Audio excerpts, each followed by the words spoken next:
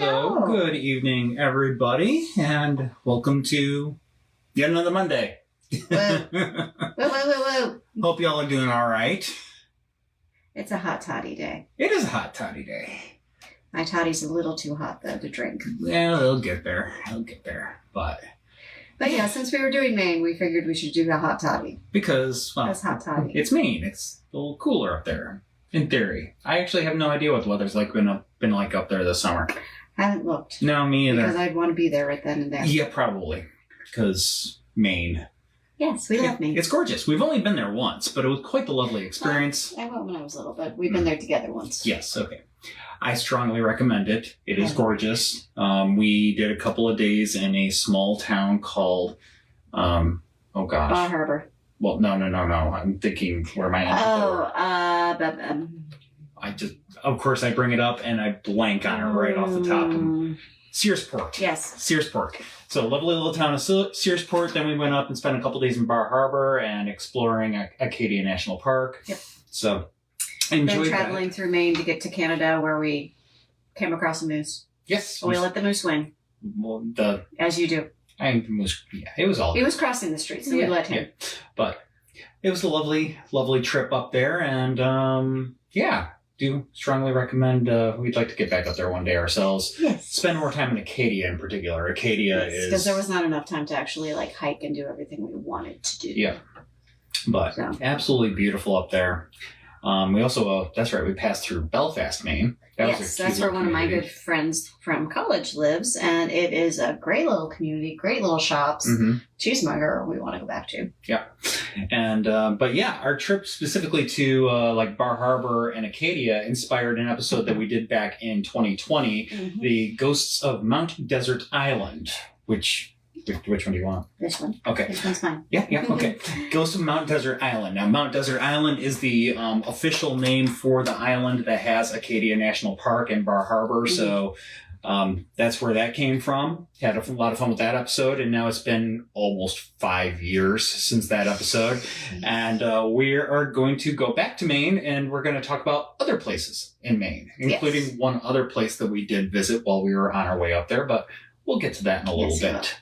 So, Maine has one of the oldest histories in the nation. In addition to being a place that many colonials chose to call home, it's also been home to Native Americans for many hundreds of years, if not thousands. Some archaeology suggests that the Vikings may have visited this area as well. With all this history, it's a little wonder that there's a couple of creepy ghost stories that go with it. And again, as we mentioned, if you like these stories, go back to our September 28, 2020 episode. Dude, you got some sharps. I thought I clipped all those. Anyway, now that Chris has been eviscerated in the knee, there you go. Can he make it better? Love you, buddy, but ouch. Oh, yeah, and you got that for the glory of the camera. Thank you, dude. Because Nico. Anyway, I see Patrick's on, I see Beverly's on, I see Dana's on. Hello to all of you. Alex is here too. Alex is here too. Awesome. Hello, Alex. All right, so we are going to hop over to the wilds of Maine, and this is where you're going to find that houses have completely given way to endless trees, and at night there's nothing more than the light of the moon to guide you if you're lucky. It can be disorientating. It can quickly make you wonder if you are on the right road. And you can only hope that your phone will be of some use to you in the middle of nowhere, because most likely there's not a cell phone tower. Everybody ready for your worst nightmare? Or your complete and total dream because you want to disconnect? Your choice. But out there, out of the corner of your eye, you're going to see her. A white form in the darkness. At first, she's there on the side of the road, but suddenly she's standing on the jagged white separator line, and you slam on those brakes. Miraculously, you miss her. But no one should be out here. This is far from anybody who has a home around here, and they definitely should not be on their own. You exit the car, you see her there, her face ashen and white, her expression almost too serene, strangely silent. You ask her if she's all right. She nods. You ask her if she needs a ride. She nods once more. Relieved, but still shaken, you let her in and you continue on your journey through the long darkness. The silence is too much for you, and you attempt to make small talk, but the woman is strangely silent. You ask her questions. She does not speak. As soon as you approach the first house that you have seen in a very long while, a chill pervades the atmosphere and the car, and you cast your glance into the rearview mirror to check on your passenger, and you hit the brakes once more because you are now alone in the car. We've all heard this story before. Maine's got one too. It's a haunted hitchhiker. As you do. As you do. It's a little bit of a common trope. It is. Leave her alone. Excuse the pun, but as far as it goes, it travels well. It does. It travels very well. I mean, we've talked about these phantom hitchhikers all over the place. And we've been telling them as long as this motif has been around. In Maine, though the long dark nights seem longer and darker than other places, people do take long journeys all alone. Long before the advent of Interstate 95 linking northern Maine with the rest of New England, there were a few ways to travel past Bangor without encountering strange, long, lonely stretches of rough road, and especially in the winter. In the early days, there was a particularly long, winding, dangerous portion of Route 2A near the town of Haynesville, and it cut through a patch of forest known as the Haynesville Woods. Today, the road through the Haynesville Woods remains circuitous and dangerous in the winter. Truck drivers and motorists who journey on that area understand that the isolation of the northern Maine woods is unmatched anywhere else in New England, and that seeing anything out of the ordinary on a long and lonely night is made more jarring by the idea that you are indeed in the middle of nowhere. Most people choose the interstate instead.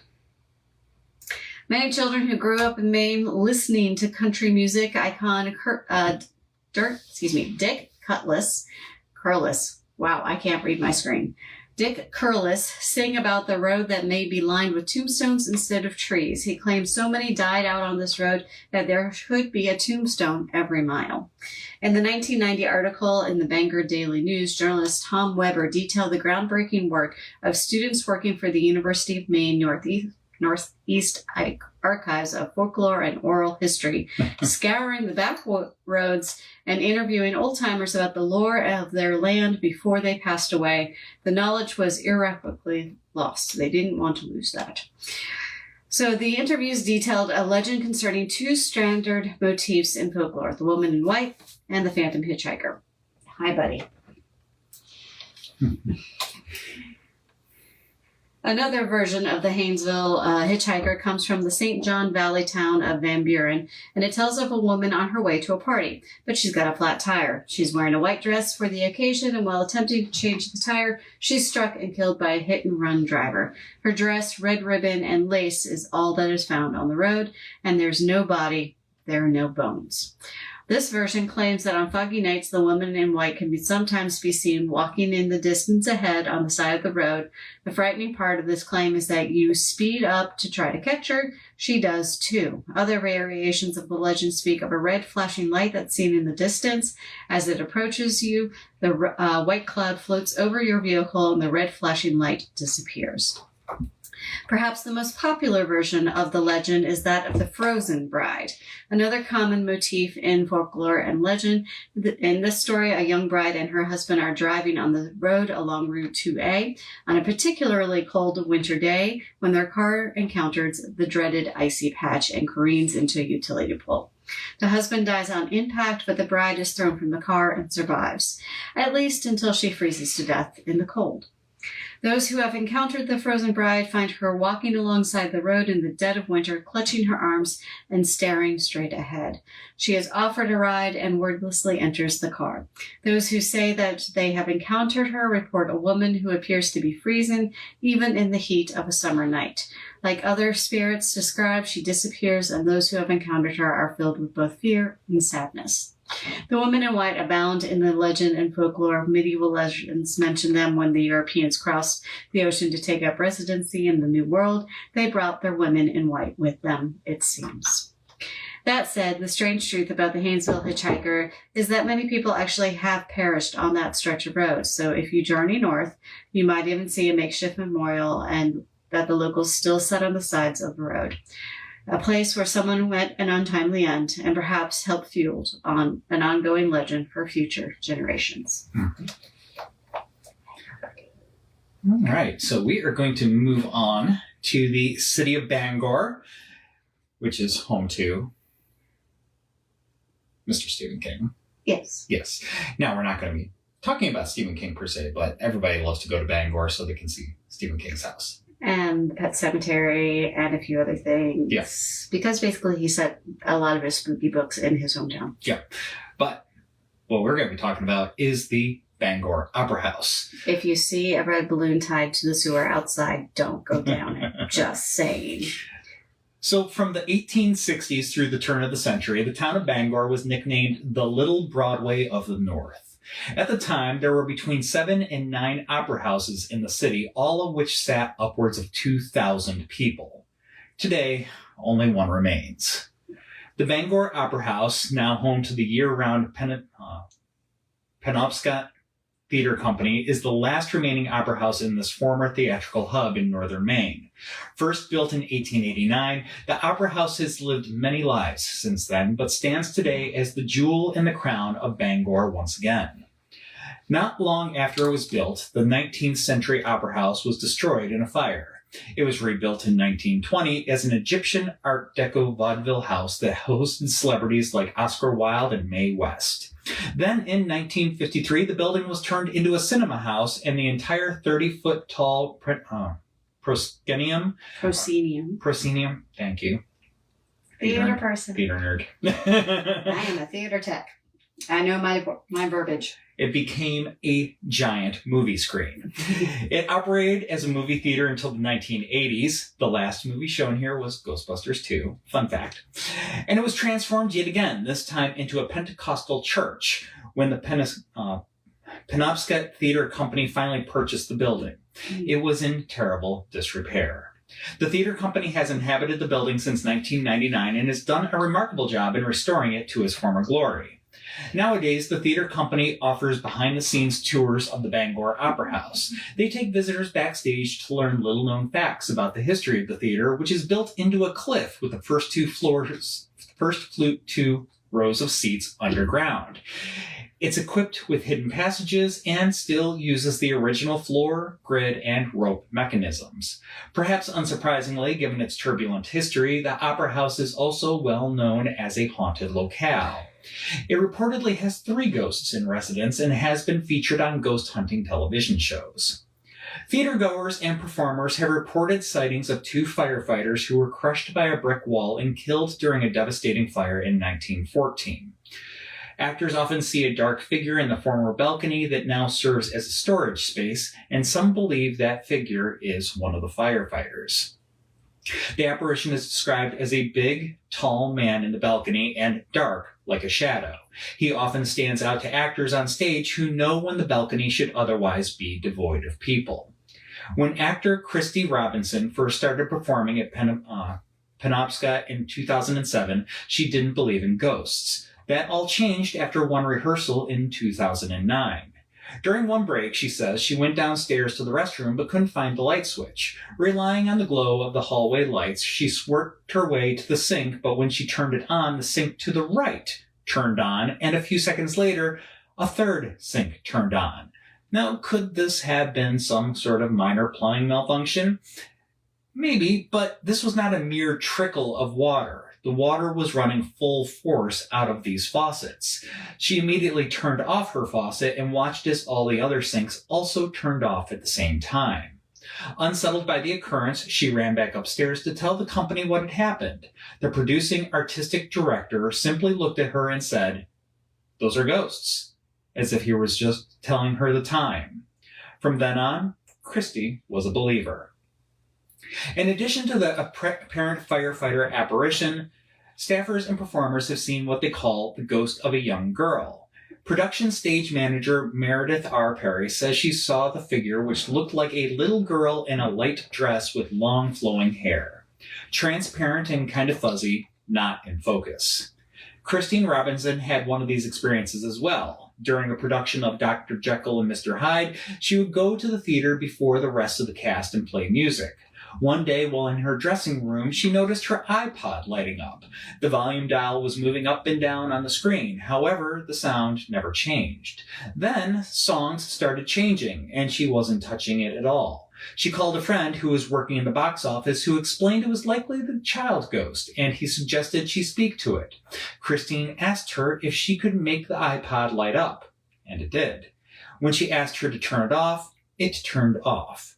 On this occasion, Christine was not scared, but rather intrigued. The little girl was a happy ghost, just playing. So, if you want to have some spooky encounters in an old opera house, there you go. You know I'm there. I am totally there. Any questions about that? I see Patrick's doing our favorite part, which is sharing. dropping in the links. Thank you, Patrick. And thank you for understanding my Penobscot theater company. I'm not even sure if I'm pronouncing that correctly, to be honest. All right, so we're going to pop over to Wood Island and Saco Bay. Of course, I could not talk about Maine and not have a haunted lighthouse. Just couldn't do it. So, many who have visited or lived at the lighthouse on Wood Island believe that the ghosts roam this tiny island. There are tales of lighthouse keeper's wife who bumped into a ghost in a closet. Some have heard voices carrying in the wind, and the members of the Friends of the Wood Island Lighthouse have found objects unexpectedly rearranged, and the paranormal investigators have communicated with several spirits. Wood Island today is certainly not just another empty lighthouse. The day his landlord came looking for the rent, Howard Hobbs was drunk. It was 1896, and Howard Hobbs had been living on the sliver of an island off the coast of Bedford, Maine, hunting seals for $1 a nose bounty the state had been paying. With his work finally done, the 24-year-old had just spent a couple of days with a buddy and congratulatory vendor on the mainland and had rowed his skiff back to Wood Island when he bumped into Frederick Milken, and it was nearly dusk. The rent was overdue, Milken said. Pay up. Hobbs, still drunk, took exception and took aim, shooting his 35-year-old landlord and a lobsterman once in the abdomen. Immediately sobering up to the horror of what he had done, Hobbs helped carry the mortally wounded Milken inside, then ran back to his rented shack and placed the same rifle in his mouth and pulled the trigger. The bullet passed through his head and lodged in the ceiling. Police called it a murder-suicide, papers called it a tragedy, but the folks just across the water in the mainland town of Bedford called it just the beginning. If you're quiet enough, they will tell you that you'll hear the ghosts of Hobbs and Milken, strange voices carried in the wind, footsteps echoing where there are no feet, apparitions quite literally that go bump in the night. Teresa Lowe, the wife of the lighthouse keeper, recalled living on the island from 1984 to 1986 with her husband and believes she actually bumped into a ghost in her bedroom closet. Fast forward to 2005, the lighthouse keepers have been gone for 19 years. Real estate around Bedford has skyrocketed, and tourism has become more profitable than lobstering. With an effort underway to clean up the island, Friends of the Wood Island Lighthouse decided it was time to get a handle on the ghost stories. They reached out to the New England Ghost Project for assistance, hoping that an experienced paranormal investigation crew could help. The New England Ghost Project crew hauled their equipment a half-mile over the wooden boardwalk to the boarded-up, centuries-old lightkeeper's house, Sherry Putroff of the Friends of the Woods Island Lighthouse guiding them along. Once inside the lightkeeper's house, they set up the command center in the kitchen and installed surveillance cameras in 4 bedrooms and in the glass-encased room that houses the beacon.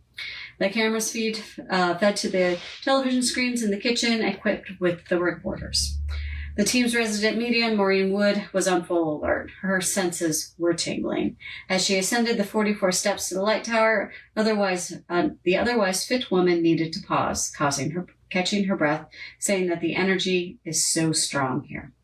Once atop the tower in the beacon room, knowing nothing about the history of the island other than the murder-suicide, Wood reported somberly the presence of a spirit of a man. In the cramped space, with the waves crashing onto the shores 50 feet below, she doubled over and grabbed her chest. She described the spirit moving inside her, cold and clammy. In the small glass room, the evidence of the ghost pervaded the night for those who believed. Despite the living bodies in the confined space, the temperature was dropping. Once Wood was able to gather her senses, she was able to speak what she felt from the spirit. She described him as someone who fancied himself a lighthouse keeper, but wasn't. He seemed to have passed from a head injury, possibly due to a leap from the height of the lighthouse. The presence continued to weigh on Wood, and they eventually retreated down the stairs. Wood was exhausted. The spirit was too strong. When she tried to sleep later that night, she said the spirits in the house kept her up all night. Through the remainder of the night, the team believes that they caught some other voices and out-of-place sounds on tape. For their part, the Friends of the Wood Island Lighthouse have embraced their haunted legacy and sharing stories on their website and considerably spooky-themed events for the island in the future. Yeah, there was actually, when I was searching for this, on their website, they have 3, if not 4, very detailed, different investigations. This was just number 1. Yeah, so we did a brief summary of it. And we summarized it too. That was not like the full thing. It was like 3 pages and then some. Yeah. But for one story. They did a lot of research. Specifically, it was back in 2005, 2006, which is 20 years ago. But definitely a place that has piqued my interest, and I would love to go up on one of their paranormal investigation events. Yeah, I mean, it's really cool that they posted it to the site. I went looking at the events that they have. It looks like they're mainly sticking to just regular tours though. Now. So I'm not sure if they do have special paranormal themed ones. They don't hide from the paranormal legacy, but I'm not sure if they're still doing the events. It could be something with the paranormal team too. I mean, as we know, paranormal teams can come and go. And 20 years is a long time for a team to be together. Yeah, but we can always hope. And if you're curious, this is Vincent. Yes. He can be quite the cuddlebug. He has been apparently very cuddly and clingy today. Yes, but that's okay. Yeah. You'll hear Lulu running around. If you hear the bell, that's her. She's exploring the bedroom right now. And Nico is watching, which is the other bell. Yep. Trying to process. Trying being the key word. Hi, buddy. Yeah, we're talking about you, buddy. You want to come here? Come say hi? Come on. Maybe. Come on. Maybe. You can come here. Yeah. Come say hi. Yeah. Anyways, we will move on. So, this is kind of an interesting one, and I admittedly did not fact check this, so I don't know if this claim is 100% true, but it is an old ghost story. So we will start by admitting and saying that. So we know that there are many, many ghost stories from all over the world. However, did you know that Maine is actually home to the first documented ghost story in the United States? Again, did not actually fact check this, but still. Yeah, but they do claim it. We'd have to go back and find out when the document was actually written. Yep, so take it with a grain of salt. With that said, here's the story. So, yeah, may not be the first sighting, but it's the first one seems to be documented. Yeah. Moving on. For this, we step back in time to the winter of 1799 and the small coastal town of Sullivan, Maine. According to Bangor Daily News, this is where the said event transpired. 3 days after the passing of a young woman named Nelly Butler, many residents of Sullivan claimed that they saw and heard her ghost. This haunting was witnessed and recorded by Reverend Abraham Cummings, a traveling preacher. He believed the apparition was a spirit sent from heaven, so he set about collecting statements from 31 witnesses in town and wrote a book about it called Immortality Proved by the Testimony of Sense, in which is considered the doctrine of specters and the existence of a particular specter. Quite the mouthful of a title. That is a title. That is a title. That's a paragraph of a title. Anyways, according to the testimonies that Cummings recorded, the first appearance of what was assumed to be Nelly Butler was in the basement of the Blasdell house near the rocky shore of Taunton Bay. This basement is where witnesses say they saw the ghost most of the time and where the entity would actually speak to them. It seems that the spirit of Nelly Butler was trying to orchestrate the marriage of Nelly Butler's former husband, 29-year-old George Butler, to Lydia Blasdell, who was 15 years old at the time, according to Bangor Daily News. It seems her voice was heard and honored. On May 28, 1800, Lydia and George were married on Butler Point. However, according to New England Today, Nelly's last visit was to George in his bedroom at night, where she yelled at him for remarrying after promising Nelly on her deathbed that he would not. Test of true love? Question? I don't know. Either way, there was a ghost that was both seen and heard by many people in small town Maine back in 1799.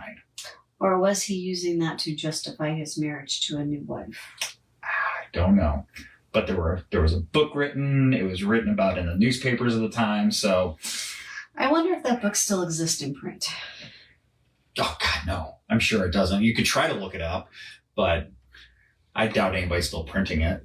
No, I mean, I wonder if in any of the like rare book collections somewhere. Oh, that probably, yes. Yeah, I'm curious who has it and where. Trip to Maine.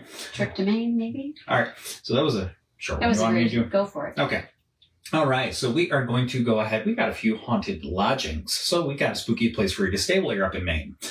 So first, we're going to Rockland. And now, going to the doctor at their office is one of the things we least enjoy doing. It's not because we don't like the doctor. It's the anxiety of thinking we may get some unfortunate news. So imagine for a moment if you spent all of eternity just waiting at the doctor's office. Some believe there are still patients waiting to be seen at an old doctor's office turned in Rockland. The Lime Rock Inn is a luxurious bed and breakfast located in Rockland's historic district. It was once the home to the medical practice of Dr. Orrin Lowry. Originally built for Congressman Charles E. Littlefield in 1890, the doctor bought the massive Victorian in 1949. The inviting main house includes turrets, a wraparound front porch, and an expansive guest suite that used to serve as the doctor's examination room. One of the front parlors once held patients waiting for their appointments. Many locals today still refer to it as Dr. Lowry's house. He sold the home to a couple in 1994 who established it as the 8-room bed and breakfast it is today. One of the largest guest rooms served as his main examination room, and the parlor served as the waiting area for patients. Long after the doctor's office had closed and the building had been transitioned to an inn, guests began asking, did some of these waiting room patients ever leave? So the Lime Rock decided to investigate by bringing in some paranormal investigators. Those investigators found plenty of activity within the building, from the former waiting room to the top of the majestic stairs inside the Lime Rock. But rather than being out to cause chaos, the spirits inside the Lime Rock almost seemed to be jovial. They were deemed friendly by the investigators and still continue to wait to see the doctor to this day. The ghosts of former patients can be heard and seen going up and down the stairwell and spend quality time in the parlor. Whispering and child apparitions have been witnessed as well. The Lime Rock Inn remains a great place to stay in Rockland for visitors from away or the great beyond. Now we're going to stay in Rockland because there's another one there if that one doesn't pique your interest. And this one's called the Manor Inn. It's just a short walk away. And this 1899 Victorian is on the National Registry and has been modernized without sacrificing its Victorian charm. 12 rooms with private baths, luxurious linens, fireplaces, whirlpool tubs, and a super-headed shower allows you to relax in comfort. Just remember you're not alone. Paranormal investigators didn't make it all the way up to the front walk of the Barry Manor before they spotted some friendly spirits peering through the inn's big picture windows. The investigators described 3 older ladies outfitted for high tea in the 1900s. Inn owner Cheryl Michelson reportedly said that most guests don't see defined ghosts, rather they just sense a benevolent presence. The spirits frequent the rooms in the inn that the guests also gravitate towards, including the library, drawing room, and front porch. 4 generations of the Barry family have occupied the house, and though that's certainly enough time for a family to develop some skeletons in the closet, or more literally, spirits on the porch. Michelson said that she and her husband aren't sure who the members of their ghostly tea clutch were in life, but she doesn't mind them. Ghostly tea party, let's go. Patrick found the book. The one that we were Patrick, you are amazing. Okay, it's on Amazon. You are amazing, sir. It was just actually reprinted just over a year ago. It's available in paperback and on Kindle. Immortality Proved by the Testimony of Sense. We might have to just download that on the Palms Kindle. We might just have to do that. So, Patrick, kudos to you, sir. Kudos. Cheers, sir. Cheers. And if anybody else watching this is interested, Patrick dropped the link in the chat. This is for Facebook, of course, but if you are later watching this on YouTube, again, the name of the book is Immortality Proved by the Testimony of Sense by Abraham Cummings. So, they've been reprinting a lot of those old books lately. I guess so. Because, well, there's no author royalties that they have to pay. Saw the book searcher and he said But yeah, admittedly, for companies, those old books are low-hanging fruit for profit because they can print them and there are no author royalties that they have to pay. So yeah, that's a thing. Yep. Anyways. It's okay. We like those. Yeah. No, we do appreciate that it makes them still available in print. Mm-hmm. So that is good. All right. So we're going to move on to another town, Kennebunkport, which some of you might be familiar with, especially if you are following of the Kennedys. This is where they like to summer and yacht and a few other things. Please don't swipe at me, sir. That's rude. He's looking very rude right now. You are. You are choosing violence. Don't. Are you going to swat me if I reach for your toy? Because I know that's what you want. You want me to read? Yes. Okay. All right. So, innkeepers come and go, but some employees choose to stay. Such is the case with the ghost at the Kennebunkport Inn. Cradled between the Kennebunkport and Mousom rivers, the town of Kennebunkport, Maine has a rich history of agriculture, shipbuilding, and federal-style architecture that lend to the town an aura of historical value that manifests itself in ways unseen in other parts of the world. And in the center of town, the Kennebunkport Inn, established in the heyday of those booming times when the town was finding its New England niche, still plays host to today's and yesterday's souls who come to stay for a visit. The original building of what is now the Kennebunkport Inn was built as a private residence for Phineas Cole in 1799. Mr. Cole later sold the house to Benjamin Smith, whose family resided there until 1875. In 1876, Dr. Orrin Ross bought the home, giving it to his son, Dr. Frank Ross, and in 1880 as a wedding present. What happened to the days when there was, families could do that? It's not feasible. He was a doctor back in the time. I guess. Yeah. It's not feasible anymore. I don't fault our parents for not giving us a house, but... No.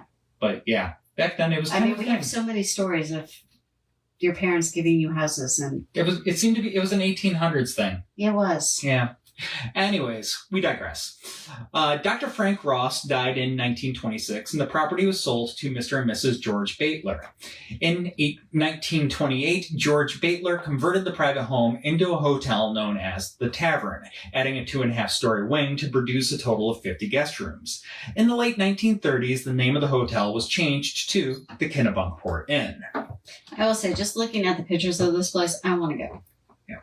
I don't think I could have put the word Kennebunkport in here enough. It is kind of fun to say. Kennebunkport. Yeah. So many syllables. Anyway, since it was turned into the inn has changed hands several times, but the spirit of a former night watchman and auditor, Silas Perkins, has stuck around. Silas, son of a... Silas? Silas Perkins. You're adding an extra syllable in there. Bah. Or vowel. Silas, son of a ship captain, Forties Perkins, was born on August 12, 1880, and was a published poet. He died in his 80s of a heart attack at the inn. Some say that his ghost still roams the building's corridors, but while some hauntings are considered spooky by nature, Silas's activities are more mischievous than bone-chilling. According to a 1991 issue of the Bangor Daily News, this newspaper's been around for a long time. Yes, it has. And it likes to report the spooky stuff. Yes, but the Bangor Daily News, Arthur and Angela LeBlanc, former owners of the inn, recalled their dealings with Silas and his interactions with their employees. Angela, once a waitress who considered herself a little bit psychic, was reluctant to go down into the basement because she felt a strong presence she called Cyrus. But the LeBlancs, who bought the inn on a Friday the 13th, soon discovered that Silas Perkins was, and that he was a good-natured ghost who seemed only to pull pranks on the employees he didn't like. On one occasion, 3 mugs levitated off a shelf and smacked a bartender named Dudley in the back of the head. Sorry, Dudley. I don't know what it is. There seems to be a thing out for Dudleys. Yeah, Dudley tends to get people. Yeah. Get problems. Yep. But so Angela said of this kind of made a believer out of me. I was seated at the bar when it happened. Now, as for guest rooms, the one with the most known activity is room 17. Noted. Most recently, a housekeeper was cleaning the room when she had unplugged the television. A moment later, the television turned on by itself. In 2012, current inn owners Brian and Shayna O'Hay hosted a meet and greet session with psychic Vicki Monroe, who identified another spirit, Sarah Emily, who, according to Monroe, stands on the main stairwell and greets visitors as they enter. Sarah Emily may welcome guests at the Kennebunk Port Inn, but Silas Perkins remains the star of the show. Silas keeps an attentive eye out so the guests can sleep well. A line from his poem, The Common Road, says it all. I want to laugh with the common man, wherever he chanced to be. I want to aid him when I can, whenever there's need of me. You could argue that once you run the Kennebunk Port Inn, you have become pretty dedicated to your job. Guests and visitors have reported hearing glasses shake and various other unexplained noises, but don't let that stop you from making a visit. And just be respectful. Yes. I mean, come on. If you're not being respectful, I can see where somebody might hit you in the head with 3 mugs. Yeah. Don't be miserable. Just saying. Don't be a miserable. Oh, excuse me. I'll censor myself then. Thank you. Yes, we're playing cat and mouse with both of them. Okay. So, yes, the cats are having a blast now. I'm trying to keep them from pouncing on each other. Patrick says, the spirit of a night watchman is great, but the idea of a spirit of an auditor lingering around is terrifying. Living auditors are scary enough, but ghost auditors shiver. Because they see everything. Yep. They Now, really I think, don't get me, I think that the use of auditor in this sense is different than like the A tax tax auditor auditor. that we know today. Yeah. But still, that said, I can't exactly put a definition on it, but I think it's slightly different. That's it. Kind of digressing, but yes. Ghostly auditors don't need it. Thank you. Yes. And Roberta has joined us. Hi, Roberta. Glad you could tune in for a little bit this evening. All right, so we mentioned a stop that Chris and I have been to, and this is the next story. This is Fort Knox, not to be confused with the place that has the gold in Kentucky. Just saying.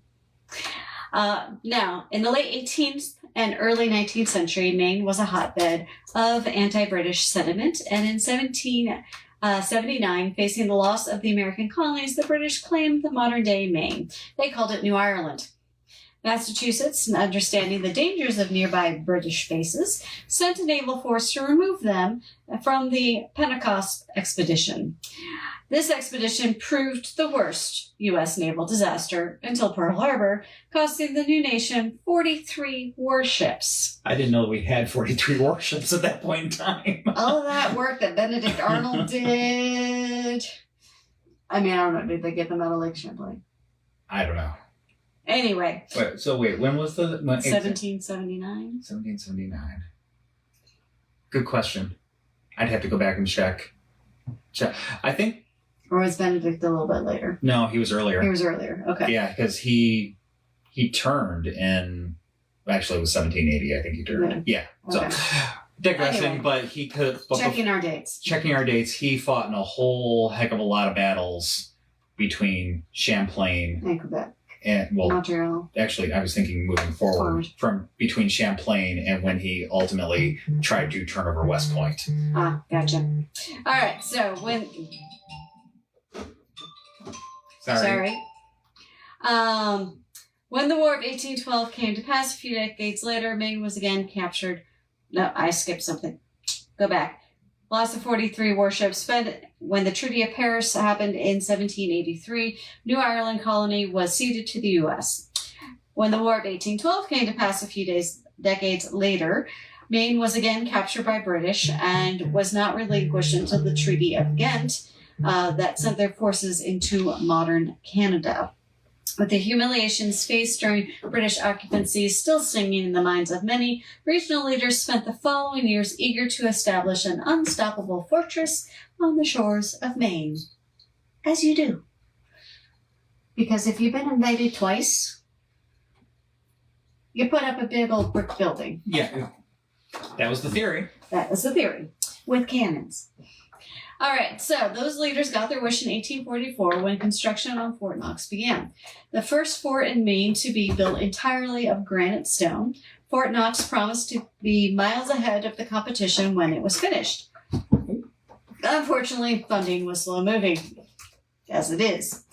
So, by 1869, the funding for the stone forts had been stopped. Regardless, Fort Knox in 1869 was a force to be reckoned with, including 64 guns, 2 open water batteries, a fortress that was a serious threat to any naval force that was hoping to take Maine.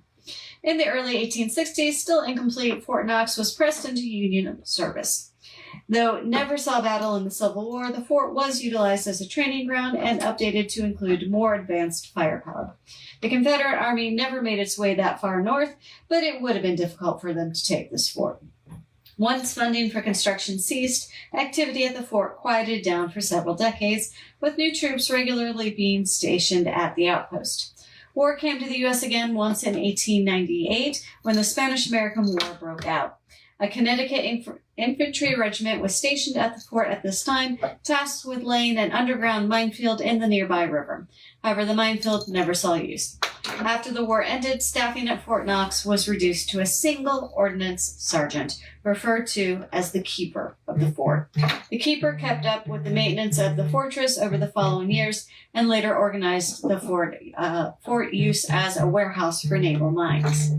In 1923, the U.S. declared Fort Knox to be military surplus and put the property up for sale, selling it to the state of Maine for $2,100. Though the future of the space was uncertain, the trials of the Great Depression breathed new life into Fort Knox, and the New Deal's Civilian Conservation Corps sought to convert the fort to a tourist destination. Between the 1930s and 1943, workers added picnic spaces, roads, fireplaces, as well as refurbished and retaining walls in the fort's interior. The renovated property began operated as a state historic site in 1943 and has greeted countless of tourists in the years since then. But after nearly 80 years as a tourist destination, Fort Knox has built up, of course, numerous ghost stories and haunted legends. And though the old fort never saw battle, many visitors and volunteers say the ghost stories at Fort Knox might just have something to them. It is said that the ghosts of many Maine soldiers still roam its dark granite tunnels. And if you're still skeptical, in 2011, Sci-Fi's Ghost Hunters crew visited Fort Knox for one of their paranormal investigations and included that, yes, the fort is very haunted. Just because Fort Knox never saw battle doesn't mean no one died there. And at least one soldier is confirmed to have died on duty at the fort. Leopold Heggie served as one of the first keepers of the fort in the late 19th century, and as the sole inhabitant of the fort, he was tasked with keeping everything secure and maintained. In July of 1900, a passing ship noticed the fort's flag not flying and sent for a wellness check on the keeper. Heggie was found deathly ill in his quarters. He died at Fort Knox on July 17, 1900. Leopold Heggie has since become a mainstay spirit around Fort Knox, often being spotted by visitors. Many people who have reported encounters with his spirit say he's still making the rounds, closing and locking doors as he goes. His footsteps are often heard pounding through the open corridors, and others have reported the smell of his tobacco following the steps around. And legend has it that Heggie is not the only soldier to have died at the fort. An older legend emphasis on legend, dated to October of 1844, tells the story of a fort builder who let his confidence get the best of him. Partway through a hard day of labor, one of the construction workers took a cigar break while sitting on a barrel. Little did he know, the barrel was full of gunpowder. When the workman went to stifle his cigar on the barrel, the contents ignited, killing him instantly. Ever since, workers and visitors have reported the ghost of this worker still lingering around Fort Knox. Though the ghost of this unfortunate laborer is harder to pinpoint than Haggie's, many people report encountering him through the unique smell of his cigar, which is said to be noticeably different from Haggie's pipe tobacco smell. The laborer's phantom has also been identified by the sound of footsteps following Haggie's around the complex, or through the sound of mysterious low booms, perhaps the residual sound of the poor workman's demise? Maybe. Beyond what spirits can be traced, other strange activity is known to occur at Fort Knox that remains wholly unexplained. One common report is that of a little girl's voice, often calling for her mother. Many have tried to locate the voice and help the girl find her mother, but all that has been heard is her continuing call out for her mom, never to any avail. It's kind of sad. It is, but we also know that children ghosting us are no buenos. Yeah. So, tourists also frequently describe sensations of being touched or their hair being pulled when no one else is around them. No spirit has yet taken the blame for these phantom touches and tugs. The hauntings of Fort Knox have grown to take on a life of their own over the years. Ghost tours and public investigations are common events hosted by the Friends of Fort Knox organization, and they offer numerous members of the public their own opportunity to experience the fort's ghosts for themselves. All right, so we had to include a cryptid too. Of course. Because cryptids. Cryptids. Yeah. With that much wilderness, there's going to be a cryptid. Oh, there's several up there, but we went for a lake one this time. So we're at the Pocomoonshine Lake. That's one word, by the way. I like it. Pocomoonshine. Pocomoonshine. This is in Washington County. If you ever had a reason to fear jumping into natural waters of Maine, the existence of a cryptid is most likely why. Just saying. Ocean or lake, stories of the water-dwelling beasts of all kinds have been tales that have been told for centuries. So let's dive into the research and tell you what you need to know to stay safe when you're up in Maine and in the waters. The Pocomoonshine Lake monster goes by a few different names, including the Chain Lakes snake, Poco, and the Chain Lakes monster. We'll stick with Poco because it's easy. Yes. It's said to be 30 to 60 feet long. That's a big difference. Big snake. Massive anaconda. Just saying. And when it travels on land, it leaves a trail on the ground 3 to 4 feet wide. It's like an eel or a snake would. The Poco skin is somewhat snake-like, darkish, olive green color. It has no scales, and it glistens with sort of an oily rainbow tint when the sun hits it just right. Tracks left by the Poco have often offered evidence suggesting it has flippers for feet. These flippers help Poco inch along on land and ice, but also give it high maneuverability in the water. The bulk of the body is rarely seen out of the water, but witnesses claim it's best compared to a large snake. Yeah. Slimy snake. I don't do no probes. Especially ones that are longer than anacondas. Just saying. I know it's got flippers, but yeah. Although it was first recorded as being witnessed in the 1880s, the Passamaquoddy, and yes, I know how to say that without a problem. Thank you, Disney. Had left drawings of the water serpents carved into shale as far back as 3,000 years ago. They long have held a high regard of legend involving the Pampas shaman, old John Neptune, called the fight with the Willimakek. Yeah. The legendary account puts the great Pentecost shaman, John Neptune, in direct battle with the Mamac chief at the lake of Passamaquoddy called Nisek, which means muddy from the great fight. During the altercation, Neptune turned himself into a giant horned snail known by the Passamaquoddy as Willamette. and the mimic turned himself into a supersized snake, 40 feet long. The battle ensued in the lake, and John Neptune emerged the victor, after which he tied the body of his defeated adversary to a tree beside the lake for all to witness.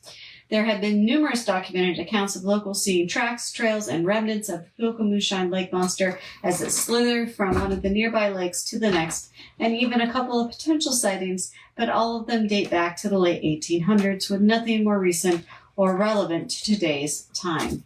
Poco could be a tall tale told by the backwoods residents hoping to scare away people looking to move their families or businesses into the area.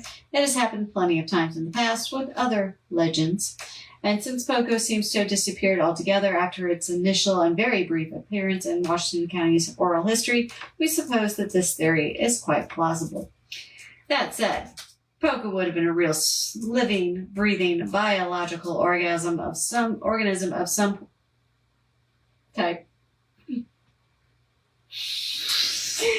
Which would explain why there would have been no witness accounts for more recent than the late 1800s.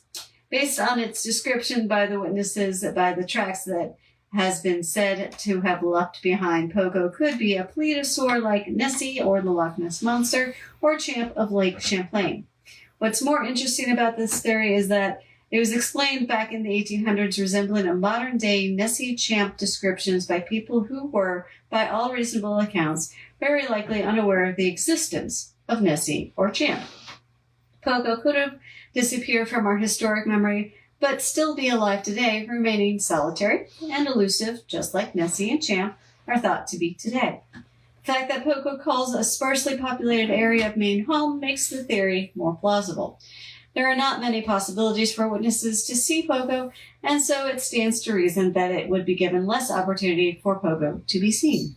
Poco, known by the locals, is a gentle giant, toothless, a harmless legend of Maine's Washington County, which has guarded the waters of the Chain Lakes region for centuries. Oh, God. Do I ever want to know? Let's just say your slip was not unnoticed. Okay, so my hot toddy's a little heavy on something. Wow, these live streams are fun even when both of you are sober. Questioning the sober part. Just saying. She did pour these pretty heavy. That one's mine. I have the main one. Ah, yes. I want to sleep well tonight. Good job, dear. You're welcome. Cheers. Anyway, Poco the Chain Monster, the Chain Lakes Monster, we hope you can come away with some photographic evidence one day, maybe some video. And still, until then, stay safe, creepy one. We love our cryptids. Yes. That's it. That's it. That's it for this episode. Hope you enjoyed your haunted Maine. Yes. Now we are going to go quiet for a few weeks because, as we mentioned before, Chris and I are going to be traveling soon. So when we get back, we will continue with the states, and it will be California that we're going to. We were pre-gaming. We'll go with that. Thank you, Patrick. We were pre-gaming. But yes, our next episode, actually, you have to wait almost a month. It'll be Monday, September 15th. When we come back, we're going coast to coast. We are finally going to actually give California a dedicated episode. Yeah, so we are going to not hit the big cities because as I'm researching, I'm discovering that I can give each of the big cities their own episode, which we will do periodically. Yeah. It's a big state with lots and lots and lots of people living there and lots of history as well. So, and we have covered bits and pieces of it before. It's been on our national parks episode, some haunted hotels. We did some LA and theater stuff. So we've touched on the state. We're just now finally dedicating to the state. Was Alcatraz in like the 100 prisons? Prisons, yeah. Yeah. So all kinds of stuff. But yes, there's always more. So we will be doing an episode dedicated to the state of California at large, almost a month from now. Yeah. But in the meantime, do stay tuned. We will be still active on social media. The tours are going to keep trucking even while we're out of town. We got a lovely Group of guides. like group of guides. So make sure that y'all are getting your spooky dose of medicine while we're away. Yes, and we do have a special event coming up on October 2nd and 3rd. Yes. So yeah, this you can go ahead and put this on your calendar about a month and a half from now. One of the biggest legend stories that we have from Richmond history was the collapse of the Churchill train tunnel, which occurred on October 2nd of 1925, meaning that we are coming up on 100 years since that happened.